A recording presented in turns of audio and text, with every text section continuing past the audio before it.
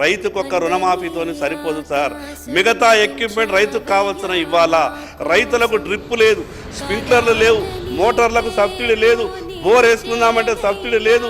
ఈరోజు ఫారెస్ట్ బార్డర్లో ఉన్నటువంటి రైతులు పెన్షన్ లేక అటవీ జంతువులు వచ్చి పంటని విపరీతంగా నష్టం చేస్తూ ఉన్నాయి. కాబట్టి ఈ దిశగా ప్రభుత్వం ఆలోచించాలని మీ ద్వారా ప్రభుత్వానికి విజ్ఞప్తి చేస్తూ ఉన్నాను సార్.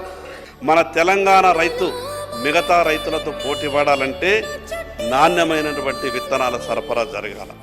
ప్రభుత్వాలు ఆ ప్రభుత్వమైనా ఈ ప్రభుత్వమైనా రుణమాఫీ చేస్తాం, మిగతా ఇవన్నీ ఇస్తున్నాం కదా, ఇక మీకు ఏం నోరు జరగదు రైతులనంటే మనం నాణ్యమైనటువంటి విత్తనాలే ఇవ్వకపోతే సంవత్సరానికి 2 సార్లు రుణమాఫీ చేసినా రైతు బాగుపడడు. మొదలుగా ప్రభుత్వం నాణ్యమైనటువంటి విత్తనాల మీద దృష్టి పెట్టాలా.